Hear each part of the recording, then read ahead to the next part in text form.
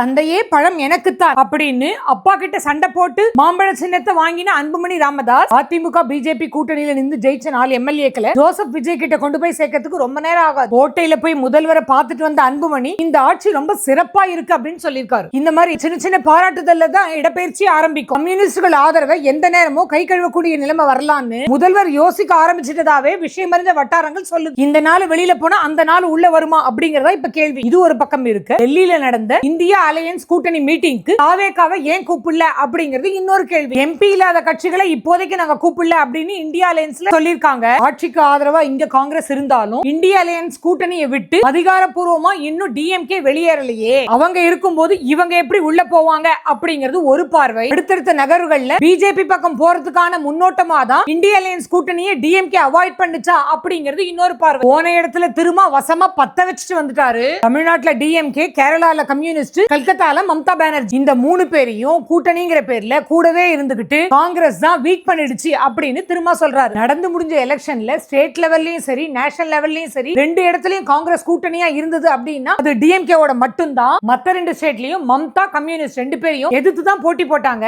ஆட்சியில பங்கு வேணும்னு திமுக கிட்ட காங்கிரஸ் கேட்டது தான் குத்தம்னா அதே தப்ப திரும்ப எத்தனை தடவை பண்ணிருக்காரு. இன்னும் சொல்ல போனா காங்கிரஸை விட இன்னும் சத்தமாவே போன ஆட்சியில பேசியிருக்காரு. திரும்ப காவி கட்டி கமண்டலம் தூக்கறதுக்காக கட்சி நடத்துறாங்க. எல்லாரும் ஆட்சியில பங்கு வேணும்னு கேட்கறது அவ்வளவு பெரிய குற்றமா? கேட்டாங்க, குடுக்கல, விஜய் பக்கம் வந்தாங்க. இந்த தடவை அதே தானே அப்படியே தானே திருமாவும் பண்ணிருக்காரு. திருமாவை பொறுத்த வரைக்கும் அவர் காங்கிரஸை கண்டிச்சாலும் அவருக்கு நேஷனல் பாலிடிக்ஸ் ரொம்ப முக்கியம். அதே சமயம் இந்தியா அலையன்ஸ்ல தன்னை ஒரு அங்கமா காமிக்கிறதுல விஜய்க்கு தான் பெரும் நஷ்டம். ஆரம்பத்தில இருந்தே அது ஆண்டிகள் கூடி கட்டின மடம் தான். பிள்ளையார் சுழி போட்ட நிதிஷே அங்க இருந்து படக்குன்னு பிச்சுன்னு போயிட்டாரு. ராகுல பிரதமர் வேட்பாளரா ஏத்துக்கிறதுல அங்க இருக்க எல்லாருக்குமே பிரச்சனைகள் இருக்கு. இத்தனையும் பார்க்கும்போது இப்போதைக்கு தேசிய அரசியல்ல இருந்து உஷாரா ஒதுங்கி இருக்கிறது தான் ஜோசப் விஜய் அவர்களுக்கு நல்லது. மாநில அரசு தான் முக்கியம் நினைச்சார்னா மத்திய அரசோடு இணக்கமா போகணும். அதே சமயம் திமுக போய் பிஜேபியோட சேராம இருக்கிறதுக்கு எல்லா பக்கமும் அவர் காய் நகுத்தணும். பெண்டிங்ல போட்ட மசோதாவை எல்லாம் நிறைவேற்றணும்னா கட்டாயமா பிஜேபிக்கு திமுகவோட கண்ணசைவு தேவை. ஆதரிக்க கூட வேண்டாம், அமைதியா வெளிநடப்பு பண்ணிடுங்க அப்படின்னு தான் அவங்க பேரம் பேசுவாங்க. அது மட்டும் நடந்துட்டா அதுக்கப்புறம் பிஜேபியோட அண்டர் கிரவுண்ட்லயாவது அவங்க ரொம்ப நெருக்கமாயிடுவாங்க.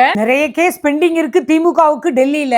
மாநிலத்திலயும் ஆட்சி போன நிலைமையில கட்டாயம் அவங்களுக்கு தேவை பிஜேபியோட கண் பார்வை. அதனால விஜய் சார் அலர்ட் ஆயிக்கோங்க. பாசிசம் பாயாசம் பேசினாலே உங்களுக்கு கட்டாயம் ஆயாசம் தான். நிதி ஆயோக் கூட்டத்துக்கு போற உங்களை நாடே பாத்துக்கிட்டு இருக்கு. நீங்க எப்படி காய் நகர்த்த போறீங்க அப்படிங்கிறதுக்காக தான் தமிழ்நாடே காத்துக்கிட்டு இருக்கு.